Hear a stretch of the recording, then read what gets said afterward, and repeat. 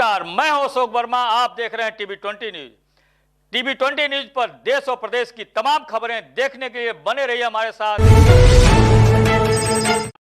आजमगढ़ से खबर है, जहां मुख्यमंत्री योगी आदित्यनाथ गुरुवार को आजमगढ़ ITI मैदान में 143 करोड़ की 50 परियोजनाओं का लोकार्पण और शिलान्यास करने के लिए पहुंच गए।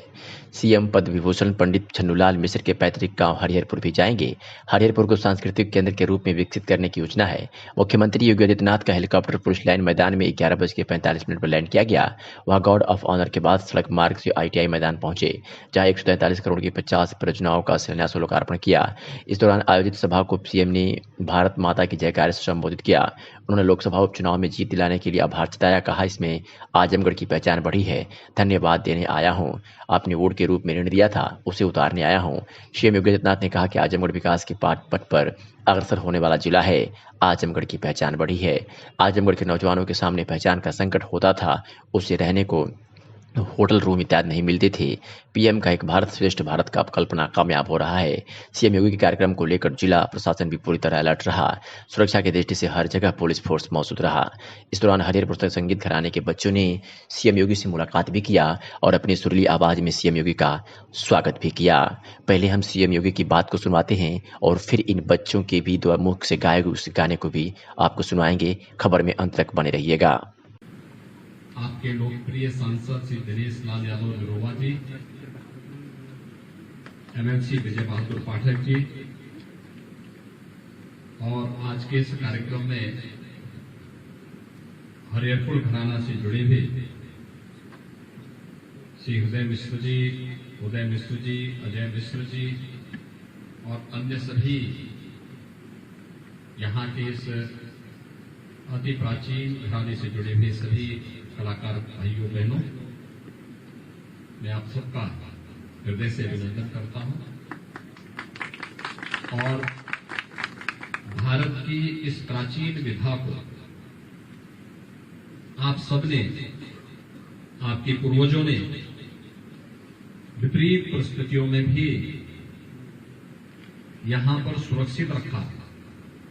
यह अत्यंत अभिनंदनीय है, सराहनीय है, क्योंकि एक लंबी परंपरा यहाँ की है और खासतौर पर जब हम उसकी संगीत की जो विभिन्न विधाएं हैं उसमें हरिहरपुर का जो एक घराना है, इसका अपना एक अलग महत्व है और उस महत्व को संसाधनों के अभाव में भी यहां पर आप लोगों ने जीवित रखा। अभी जिन कलाकारों ने यहां पर मंच पर अपनी प्रस्तुति दी है, अत्यंत सराहनीय थी, दर्शनीय थी और लगता था उसमें एक जीवंतता देखने को देखते हुए बन रही थी।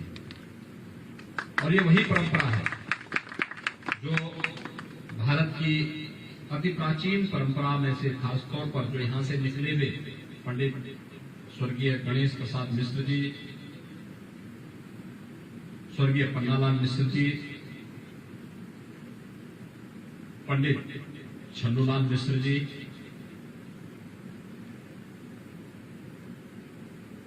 पंडित काली प्रसाद मिश्र जी, पंडित अंबिका मिश्र जी, पंडित मनोज प्रसाद मिश्र जी और अन्य ऐसे अनेक कलाकार आपने दिए हैं जो विश्व विख्यात हैं।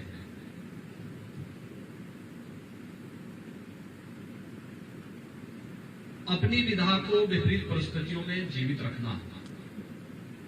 मैं देख रहा था सारंगी का वादन क्या जीवंतता प्रदान कर रहा था, पूरे माहौल को एक फिर से उसने एक ऊर्जा से उत्प्रोत कर दिया। और यही है अपने अतीत के गौरव के साथ जुड़ना, उसको और गौरवान्वित करके आगे बढ़ाना। मैं आज यहां पर इसीलिए आया हूं, खासतौर पर यहां पर हमारे पर्यटन विभाग से हम लोगों ने विगत दिनों को धनराशि यहां के विकास के कार्यों के लिए उपलब्ध करवाई थी। उस कार्य का अवलोकन भी हो जाए, लेकिन साथ साथ हरिहरपुर घराना ने देश को संगीत के क्षेत्र में एक नई ऊंचाइयां दी है और ये हमारा सौभाग्य है कि यह घराना उत्तर प्रदेश के आजमगढ़ में है। आजमगढ़ एक समय अपनी पहचान के लिए मोहताज था। आज आजमगढ़ के लोगों ने निर्णय लिया है तो स्वाभाविक रूप से इस निर्णय के साथ मैं भी अपने आप को संबद्ध करने के लिए आपके बीच आया हूं। हम यहाँ पर कजरी महोत्सव के कार्यक्रम को करते हैं। अब तक आपको सरकारी अनुदान नहीं मिलता था, उसमें प्रतिवर्ष आपके इस आयोजन के साथ सरकारी आयोजन इसके साथ जुड़ेगा। सरकारी आपको सहयोग करेंगे। हमारे जो भी शासकीय आयोजन होते हैं, महोत्सव होते हैं, उस महोत्सव के साथ हरिहरपुर घराना भी जुड़े विशेष रूप से। और यहाँ के जिलाधिकारी, यहाँ के मंडलायुक्त आए हैं, मैं उनसे भी कहूंगा कि यहाँ की कनेक्टिविटी कम से कम 2 लेन की कनेक्टिविटी के साथ यहाँ जुड़े, आजमगढ़ से अच्छी सड़क बने।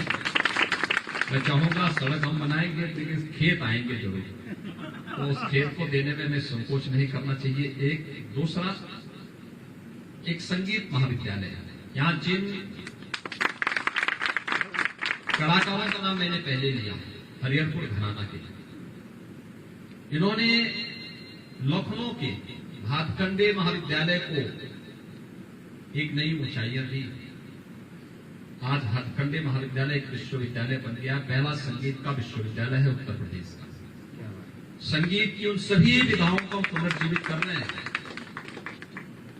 क्योंकि संगीत मानवीय जीवन के सर्वांगीण विकास का एक आधार बनता है और उस विधा को पुनर्जीवित करने की जो अभिनव कार्य ये लोग सब कर रहे हैं, उसके साथ हम सब जुड़े हुए हैं। इसलिए इस गांव में हरिहरपुर घराना को समर्पित करते हुए एक संगीत महाविद्यालय जो भातखंडे विश्वविद्यालय से संबद्ध हो, डिग्री कोर्सेज चले, इस विधा को पुनर्जीवित करने के लिए इस घराने के सहयोग से कार्यक्रम आगे बढ़ना चाहिए। और इस दिशा में एक प्रयास, उसके लिए जमीन खरीदने की व्यवस्था, जमीन अगर सरकारी स्तर पर मिल सकती है उसको लेने की व्यवस्था, और फिर महाविद्यालय का निर्माण हो और इन कलाकारों का उसमें इन सब की सहभागिता, हरिहरपुर घराना की सहभागिता उसके साथ जरूर जुड़े। एक बार जोरदार तालियां हो जाए इस विश्वास के साथ आज के इस पूरे कार्यक्रम के लिए यहाँ पर मैं देख रहा था कितना प्राचीन है, शीतला माता का मंदिर भी है। पर्यटन विभाग के हमारे यहाँ पे उनके नेशनल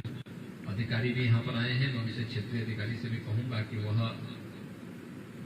उस शीतला माता के मंदिर और उसके आसपास के क्षेत्र के सुंदरीकरण का भी, यहाँ पर जो महादेव जी का मंदिर है उसमें भी भगवान शिव भी तो अपने आप में बहुत बड़े संगीत के, क्योंकि पूरी कला तो वहीं से शुरू होती है। और इसलिए इन सब पर भी हमें ध्यान देकर के उनके सुंदरीकरण की जिला प्रशासन है, यहाँ का जो ताल सरोवर है अमृत सरोवर के रूप में उसको विकसित करने, और 15 अगस्त के दिन संगीत घराना उसमें तिरंगा लहराने का कार्य करे, इस प्रकार की व्यवस्था हमें करनी चाहिए। मैं एक बार फिर से आज यहाँ पर आकर के मुझे बहुत अच्छा लगा, और इस हरिहरपुर घराना के लिए जो कुछ भी राज्य सरकार के स्तर पर सहयोग होगा, इसमें हम भरपूर सहयोग करेंगे, हर प्रकार का सहयोग करेंगे। मुझे इन नन्हे मुन्ने कलाकारों के गायन से, उनके वादन से, और जो हमारे अन्य कलाकारों ने अपना गायन वादन का प्रदर्शन यहाँ पर किया है, वो अत्यंत अभिनंदनीय है। मैं इन सबका हृदय से अभिनंदन करता हूँ, और हम इस परंपरा को आगे बढ़ाएंगे। इस देश से आप सब ने आजमगढ़ से दिनेश लाल मनोवा जी को सांसद बनाया है, तो स्वाभाविक रूप से वे कलाकार भी हैं। इससे कलाकार के नाते भी मुझे लगता है कि यह एक नई दिशा में बढ़ रही व्यवस्था है। मैं इसके लिए आप सबको हृदय से अभिनंदन करता हूँ। धन्यवाद, बहुत बहुत धन्यवाद। यहीं के रहने वाले हैं। आज आने वाले थे हम लोग, रिहर्सल कुछ दिन से चल रहा है, इसीलिए हम लोग उनका वो कर रहे थे, तैयारी उनका गाना के लिए कहा गया था, इसीलिए उनका सजा दो घर गाना तैयार कर रहे थे। तो गाना गा के बताओ थोड़ा सा। सजा दो घर को फूलों सा, सजा दो घर को फूलों सा, मेरे योगी बाबा जी आए हैं, तो तुम लोग भाई हो? हाँ सगे भाई हो? हाँ, दोनों। कहाँ घर है? यहीं हरिपुर में? और क्या बातचीत, सीएम से कुछ बातचीत भी हुई है? नहीं, बस नाम पूछे हैं और कौन से स्कूल में पढ़ते हैं, बस यही पूछे। तो कैसा लगा? प्रदेश के मुख्यमंत्री से आप लोगों ने बातचीत किया है, मुलाकात की है, गाना सुनाया है, कैसा लगा? बहुत अच्छा लगा। सामने देखो। क्या मैसेज देना चाहेंगे? अब क्या बोले यार। किस क्लास में पढ़ते हो आप? 5th A और ये आप किस क्लास में पढ़ते हो? 2 में पढ़ता है। 2 में पढ़ते हो। कहाँ पढ़ते हो? अरे राव संस्कृति जन इंटर कॉलेज में मैं पढ़ता हूँ और ये चाचा नेहरू प्राइमरी में पढ़ता है। अच्छा, तो आज मुख्यमंत्री जी से क्या कुछ मांग करोगे? आए हैं जिले अपने घर में, तो क्या कहोगे? संगीत के लिए क्या करें? संगीत के लिए यही कुछ बनवाए और ये रोड थोड़ा देख लें। तो क्या क्या संगीत में तुम गाना गाते भी हो, बजाते भी हो? मैं हारमोनियम भी बजाता हूँ और संगीत भी करता हूँ। अच्छा, दोनों लोग, दोनों भाई? चलो ठीक। जनपद आजमगढ़ में मुख्यमंत्री के आगमन को देखते हुए जिलाधिकारी के निर्देश पर चट्टी चौराहा रोड के आसपास पॉलिथीन इकट्ठा किया गया, कूड़ों को भी हटाया गया, चूना का भी छिड़काव किया गया, ब्लीचिंग पाउडर का भी छिड़काव किया गया, झाड़ू भी लगाया गया और घास भी काटा गया। ग्रामीण सफाई कर्मचारियों द्वारा अपने कर्तव्यों का निर्वहन किया गया। जिला पंचायत राज अधिकारी अजय श्रीवास्तव की देखरेख में ITI मैदान से हरिहरपुर ग्राम पंचायत में साफ सफाई की गई और स्वच्छता के प्रति लोगों को जागरूक किया गया और ये कहा गया कि आप लोग पॉलिथीन का प्रयोग ना करें, झोला का प्रयोग करें। विकासखंड अधिकारी नीलिमा गुप्ता के देखरेख में हरिहरपुर में सफाई किया गया और बताया गया कि आप लोगों का कार्य सराहनीय है। सहायक विकास पंचायत उमाकांत पाठक की देखरेख में भंवरनाथ चौराहे से लेकर ITI मैदान तक साफ सफाई का कार्य किया गया और उन्होंने सख्त निर्देश दिया कि एक भी पॉलिथीन नहीं दिखनी चाहिए। आपका नाम क्या है? कौन से विभाग से? ग्रामीण सफाई उत्तर प्रदेश पंचायती राज विभाग से गुलाब चौरसिया, मीडिया प्रभारी। जनपद में माननीय मुख्यमंत्री जी के कार्यक्रम को देखते हुए ग्रामीण सफाई कर्मचारियों द्वारा स्वच्छता अभियान चलाया जा रहा है। जिला पंचायत राज अधिकारी के देख रेख में जनपद में हरिहरपुर घराने में इनका कार्यक्रम रखा गया है। ITI मैदान में संबोधन करेंगे, इसलिए भंवरनाथ मंदिर से करतारपुर चौराहे तक ITI मैदान तक ग्रामीण सफाई कर्मचारियों द्वारा साफ सफाई किया जा रहा है, पॉलिथीन बीना जा रहा है, झाड़ू लगाया जा रहा है और रोड के किनारे जो कचरे हैं उसको हटवाया जा रहा है। ग्रामीण सफाई कर्मचारी अपने निष्ठा ईमानदारी के साथ कार्य कर रहे हैं। मुख्यमंत्री योगी आदित्यनाथ के आगमन से पहले आजमगढ़ जिले के भाजपा कार्यकर्ता सहित पुलिस प्रशासन, जिला प्रशासन ने पूरी तैयारियां कर चुकी थी।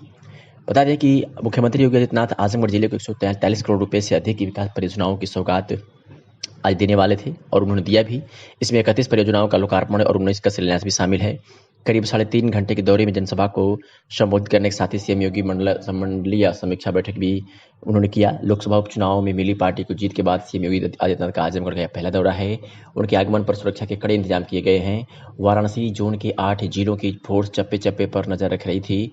ADG जोन राम कुमार ने स्वयं सीएम की सुरक्षा की कमान को संभाल लिया था। बुधवार को बाहर से आई फोर्स को उन्होंने पुलिस लाइन में ब्रीफ भी किया। ADG जोन के अलावा पुलिस अधीक्षक अनुराग आर्य ने भी सभी को उनकी ड्यूटी के साथ ही जिम्मेदारियों से भी अवगत कराया था। उन्होंने कहा कि मुख्यमंत्री के गुजरने वाले सभी रास्तों के साथ ही निरीक्षण करने वाले स्थलों पर पैनी नजर रखें ताकि सीएम की सुरक्षा में किसी तरह की कोई चूक न हो। मुख्यमंत्री योगी आदित्यनाथ ITI और हरिहरपुर गांव का भी दौरा उन्होंने किया और आजमगढ़ जनपद को 143 करोड़ रुपए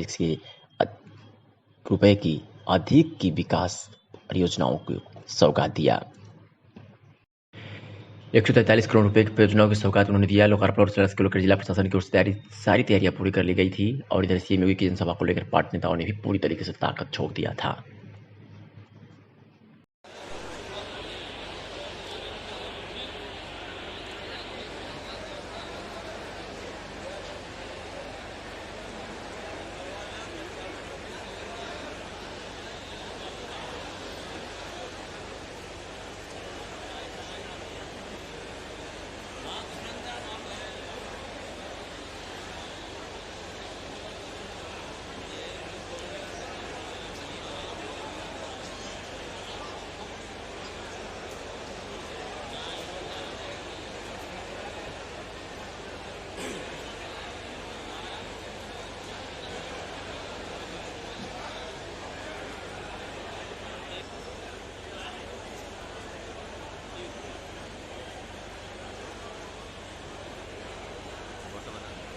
इधर करें मैडम,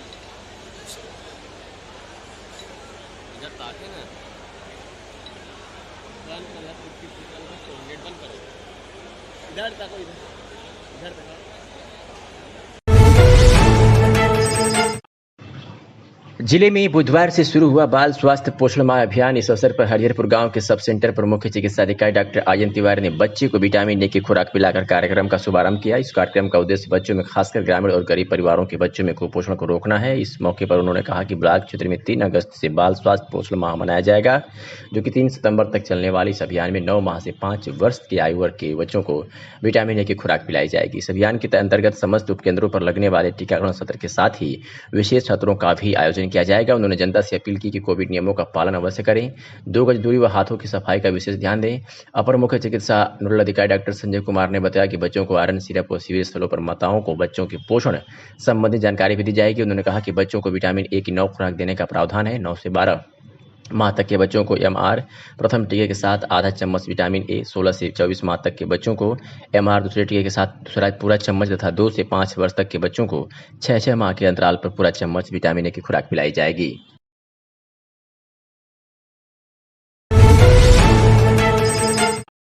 सदर का संसदीय क्षेत्र, जिसके सांसद दिनेश लाल निरहुआ अभी हाल ही में निर्वाचित हुए हैं, बिललियागंज किरौना पार सड़क पूरी तरह क्षतिग्रस्त हो गई है। पता नहीं चलता है कि सड़क में गड्ढा है या गड्ढे में सड़क। इसके लिए स्थानीय लोगों ने जनप्रतिनिधियों स्थानीय लोगों से ने कई बार जनप्रतिनिधियों और शासन प्रशासन से गुहार लगाई, लेकिन सड़क नहीं बन पाया। जो हालत स्वतंत्रता के समय 1947 के समय थी, वही इतिहास अब फिर दोहराया जा रहा है।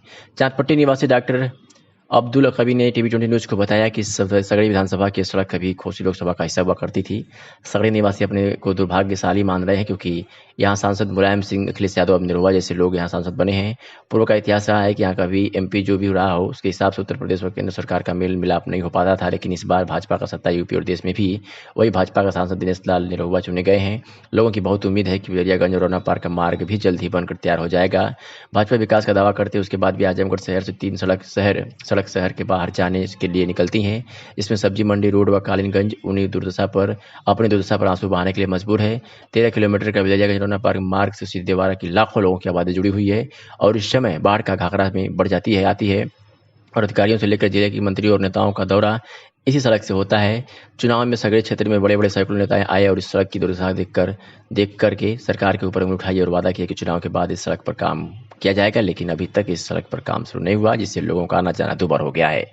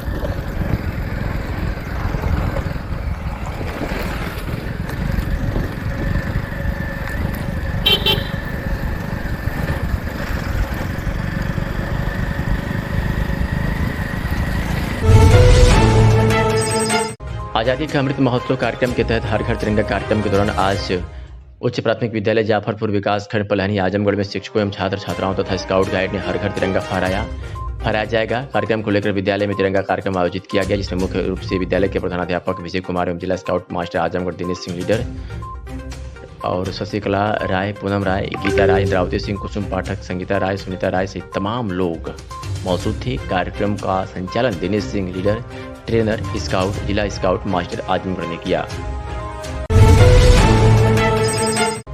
और आजमगढ़ में आज लालजी क्रांतिकारी ने एक अजीबोगरीब मामला सामने ला दिया। उसमें उन्होंने एक वीडियो जारी कर खुद कहा है कि ये वीडियो काफ़ी दुखद है। तिरंगे को सड़क के किनारे सड़क पर लगाया गया है, जो नाले को ढकने के लिए लगाया गया है।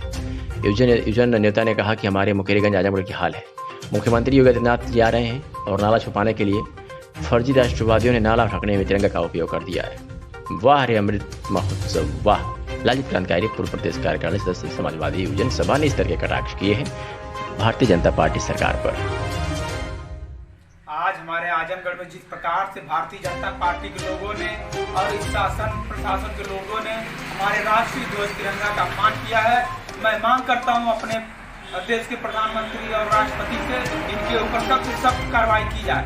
ये लोग जो है कि झूठ में राष्ट्रभक्त का जो है कि सर्टिफिकेट बांटते हैं। आज तक जिन्होंने ये हमारे देश के तिरंगे का अपमान करते आए हैं ये लोग और आज भी कर रहे हैं। हमारी मांग है कि ये जिस प्रकार से इन्होंने अपमान किया है हमारे तिरंगा का, उसी प्रकार से इन लोगों को दंडित करना चाहिए, इनके ऊपर सख्त से सख्त कार्रवाई होनी चाहिए। ये शासन प्रशासन से मांग करते हैं। इसमें निश्चित तौर पर भारतीय जनता पार्टी के लोगों का जो है कि सब पा करके ये तिरंगा लगा करके नाले को ढकने का काम किया गया।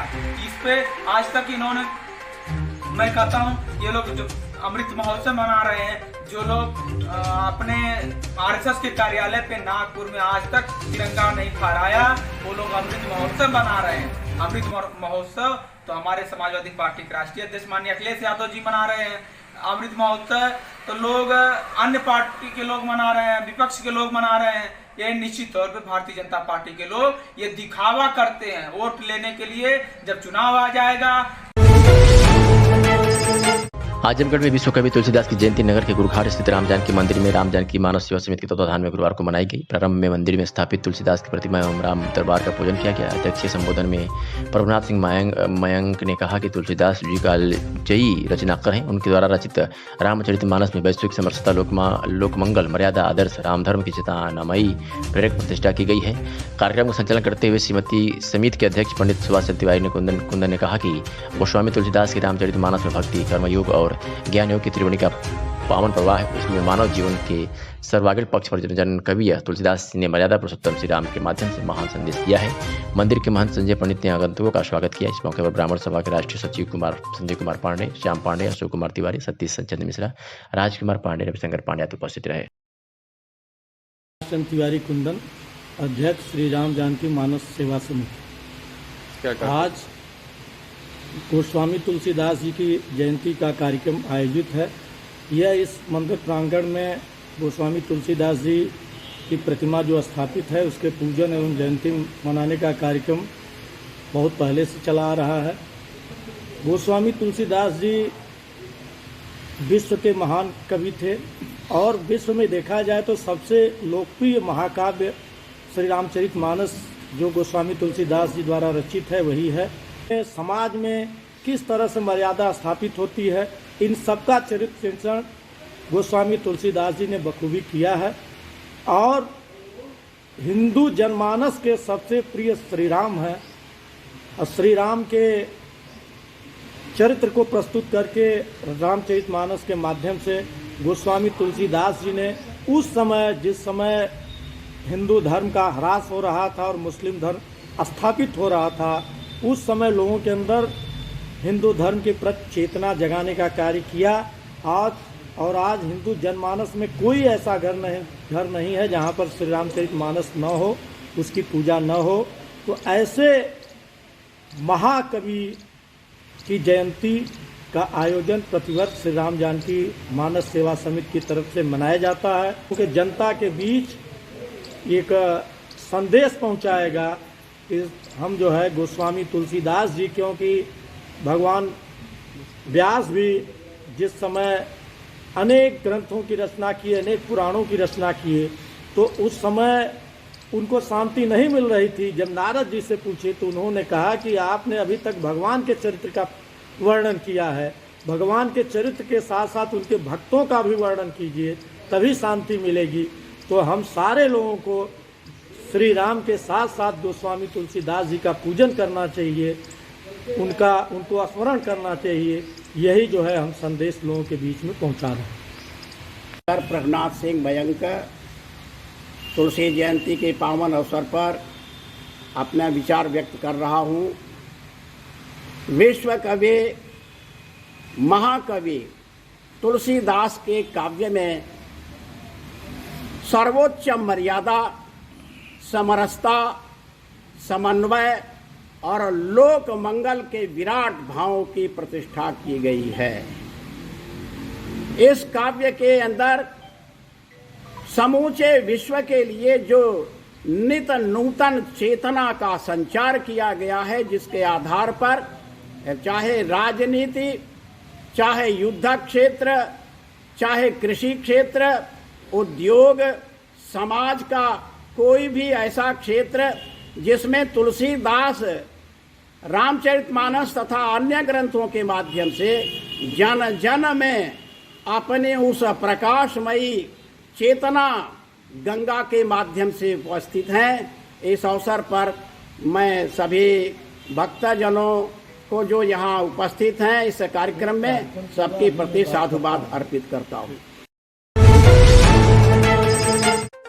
समाजवादी पार्टी आजमगढ़ के सभी विधायकों, पूर्व विधायकों, पूर्व सांसदों, विधानसभा अध्यक्ष तथा प्रमुख पदाधिकारियों की बैठक विश्वकर्मा भवन मंडौली पर संपन्न हुई। सदस्यता अभियान के जनपद के प्रभारी पूर्व मंत्री मान बलराम यादव के नेतृत्व में प्रभारी पूर्व मंत्री मान राम आश्रय विश्वकर्मा की उपस्थिति में बैठक हुई। संपन्न हुई। पूरे जनपद से 2,50,000 साधारण सदस्य बनाने का लक्ष्य रखा गया। विधानसभा स्तर, ब्लॉक स्तर व बूथ स्तर पर बैठक कर अभियान चलाकर सदस्य बनाने का भी निर्णय। सभी विधायकों नेताओं को अपने अपने बूथ पर कैंप लगाकर सक्रिय सदस्य बनाने का निर्देश। प्रभारीगण विधानसभा स्तर व ब्लॉक स्तर पर सभी कार्यकर्ताओं की बैठक लेकर सदस्यता अभियान को गति देंगे।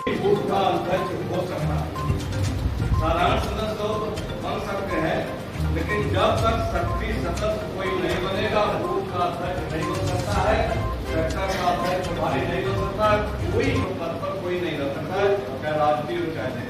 तो संगठन को और विधायकगण दोनों लोगों को मिलकर के काटनी होगी, उसका करना होगा। 2 स्तर पर सक्रिय सदस्यता चल रही है। एक तो माननीय विधायकगण के माध्यम से वो काफी दे रहे हैं और खुद जाकर के हर बूथों पर जाकर के बैठ रहे थे सभी सदस्य, कहीं शिविर लगा करके, कहीं बैठक करके, कहीं वो करके वो लोग बनाने का काम कर रहे हैं।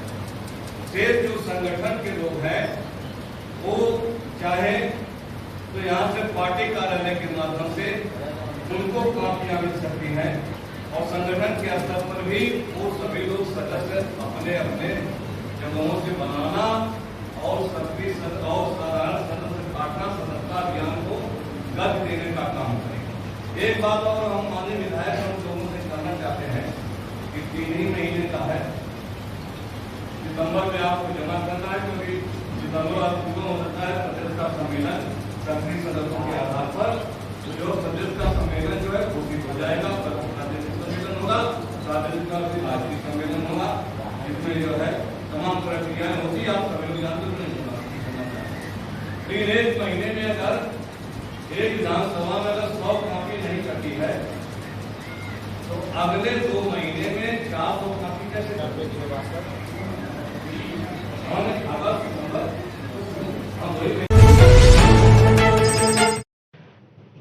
मधुई से खबर है, जहां 1 लाख का इनामी पूर्व विधायक ज्ञानपुर विजय मिश्रा का पुत्र को एसटीएफ ने रिमांड पर ले लिया है। बता दें कि सामूहिक दुष्कर्म, जालसाजी, धोखाधड़ी, हत्या के प्रयास जैसे गंभीर अपराधों में अब फरार वांछित अभियुक्त अपर पुलिस अधीक्षक महानिदेशक वाराणसी जोन वाराणसी द्वारा घोषित 1 लाख का इनामी विष्णु मिश्रा पुत्र विधायक ज्ञानपुर विजय मिश्रा को एसटीएफ यूनिट वाराणसी द्वारा थाना हड़पसर पुणे महाराष्ट्र से गिरफ्तार कर 28 जुलाई 2022 को व्यापक सुरक्षा व्यवस्था के बंदोबस्त के बीच अभियुक्त को ट्रांजिट रिमांड पर लेते हुए न्यायालय ज्ञानपुर में प्रस्तुत किया गया था।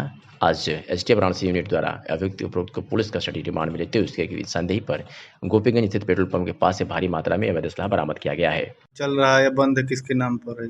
ये अभी तक की जो जानकारी है, ये विजय मिश्रा या उसकी पत्नी के नाम ये पेट्रोल पंप था और इसके गैंग के जो साथी हैं उन्हीं में से किसी के द्वारा चलाया जा रहा था और अभी वो साथी पिछले कुछ समय से जेल में था।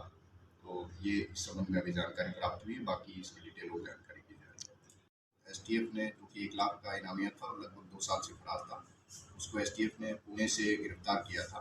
आज माननीय न्यायालय के आदेश से उसका पुलिस कस्टडी रिमांड लिया गया था और उसकी निशानदेही से आज थाना गोपीगंज के अंतर्गत एक पेट्रोल पंप से एक AK-47 राइफल, 4 AK-47 राइफल की मैगजीन्स और 375 AK-47 के कारतूस, इसके अलावा एक अत्याधुनिक 9mm की पिस्टल और उसकी एक मैगजीन और 9mm के 9 कारतूस, ये उसकी निशानदेही पे एक पेट्रोल पंप से गोपीगंज थाना के अंतर्गत बरामद किए गए हैं।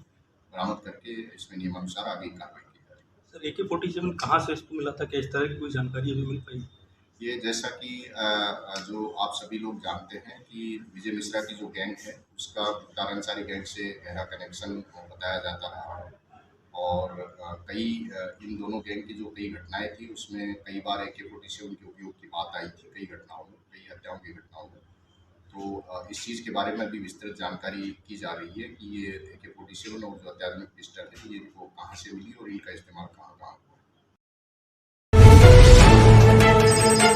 खबर जनपद मैनपुरी से है, जहां बेबर थाना क्षेत्र के गग्गरपुर नहर पुल के पास प्रेमी जोड़ा गोली लगी हुई संदिग्ध हालत में पड़े हुए मिले। तत्काल सामुदायिक स्वास्थ्य केंद्र पहुंचाया गया, वहां से जिला अस्पताल के लिए दोनों को रेफर कर दिया गया। जिला अस्पताल में लड़के को डॉक्टरों ने दवाई मृत घोषित कर दिया, तो लड़की की हालत गंभीर देखते हुए सैफई पैरामेडिकल कॉलेज रेफर कर दिया। पुलिस मौके पर पहुंची, जानकारी जुटाई तो पता चला कि लड़का अंकित, जिसकी उम्र 22 वर्ष है, पुत्र इंद्रपाल निवासी बैरागपुर थाना किसनी थाना तथा लड़की सोनी उम्र 20 वर्ष परिजनों को सूचित कर दिया गया है। मामला प्रेम प्रसंग का है। दोनों के पास से एक तमंचा, 2 खाली कारतूस, एक तमंचे में फंसा हुआ कारतूस मिला है। आपको बता दें कि घटना की गहराई से जांच की जा रही है, अन्य तथ्यों पर भी जांच जारी है। मैनपुरी के बेवर थाना अंतर्गत घग्गर नहरपुर से आगे एक युवक और एक युवती घायला अवस्था में वहां मिले। वहीं पर एक तमंचा और 2 खोखा कारतूस भी पड़ा था और एक खोखा कारतूस तमंचे के अंदर फंसा हुआ था। पुलिस द्वारा तत्काल घायलों को अस्पताल वहां भेजा गया, वहां से जिला अस्पताल रेफर किया गया। जिला अस्पताल में युवती को मृत घोषित कर दिया गया और लड़के को higher centre PGI Saifai refer किया गया है। इस संबंध में आवश्यक वैधानिक कार्रवाई की जा रही है। पहचान करने पर ज्ञात हुआ कि लड़का का नाम अंकित है और लड़की भी उसी थाना क्षेत्र की रहने वाली है। इस संबंध में संपूर्ण तथ्यों की जानकारी कर तदनुसार आवश्यक वैधानिक कार्रवाई की जाएगी। पुलिस अधीक्षक द्वारा अपराध व अपराधियों के विरुद्ध जनपद गाजीपुर में अवैध तरीके से धन, भू संपत्ति व अचल संपत्ति अर्जित करने वाले माफियाओं के विरुद्ध चलाए जा रहे अभियान के तहत थाना प्रभारी मोहम्मदाबाद गाजीपुर की प्रचित आख्या पर पुलिस अधीक्षक गाजीपुर द्वारा की गई संस्तुति के आधार पर जिलाधिकारी गाजीपुर द्वारा पारित कुर्की आदेश के अंतर्गत धारा 14 के तहत मुख्तार अंसारी पुत्र सुबानुल्लाह अंसारी निवासी यूसुफपुर थाना मोहम्मदाबाद द्वारा अपनी श्रीमती आपसा अंसारी पत्नी मुख्तार अंसारी के नाम अवैध ढंग से अर्जित की गई संपत्ति को जब्त किया गया। बता दें कि पुलिस द्वारा 50 लाख की संपत्ति को जब्त किया गया है। माफिया राज को खत्म करने के लिए और अपराधियों के ऊपर अंकुश लगाने हेतु आज लगातार जो है हमारे द्वारा 14(1) गैंगस्टर एक्ट में संपत्तियां कुर्क कराई जा रही है। विगत कुछ दिनों में लगभग 22 करोड़ रुपए की संपत्ति इन लोगों के कुर्क कराई गई है। मुख्तार अंसारी गैंग की लगभग 19 करोड़ की संपत्ति को हम लोगों ने आज तक अभी पिछले महीने में कुर्क किया है। आज हम लोग जो है इस गैंग के ऊपर कार्रवाई कर रहे हैं और मुख्तार अंसारी पुत्र सुभानुल्लाह अंसारी इनकी पत्नी के नाम पे इन्होंने एक प्रॉपर्टी रखी हुई थी। उसकी कुल मार्केट वैल्यू जो है वो 50 लाख रुपए से ज़्यादा है। उसको आज 14(1) गैंगस्टर एक्ट में उसको जब्त किया जा रहा है। इन लोगों की बाकी भी संपत्तियां जो है हमारे द्वारा उसका वो फाइंड आउट की जा रही है और इन लोगों के जो भी गैंग मेंबर्स रहे हैं जिनका नाम गैंगस्टर एक्ट में है, जिनका नहीं है, उनके ऊपर गैंगस्टर एक्ट में मुकदमे पंजीकृत किया जाए। कितनी जमीन थी सर? देखिए ये लगभग 88 वर्ग मीटर की जमीन है। सोनभद्र में गैंगस्टर एक्ट से संबंधित राजकुमार गुप्ता की लगभग 29,22,000 रुपए की चल संपत्ति कुर्क हो गई है। पुलिस अधीक्षक सोनभद्र डॉक्टर एसवीर सिंह के कुशल निर्देशन में जनपद गैंगस्टर अपराधियों के विरुद्ध चलाए जा रहे अभियान के क्रम में थाना शक्तिनगर एवं पिपरी पुलिस की संयुक्त टीम द्वारा थाना पिपरी पर पंजीकृत मुकदमा उत्तर प्रदेश गैंगस्टर एक्ट से संबंधित एक नफर अभियुक्त राजकुमार गुप्ता पुत्र सुकर गुप्ता निवासी ग्राम सुपचुआ थाना मेवरपुर जनपद सोनभद्र के विरुद्ध 14 के तहत कार्रवाई करते हुए अभियुक्त को द्वारा अवैध धन से अर्जित चल संपत्ति कुर्क को कुल 10 अदद वाहन, मोटरसाइकिल, जेसीबी सहित तमाम संपत्तियां जो 29,22,000 रुपए की थी को कुर्क कर लिया गया है।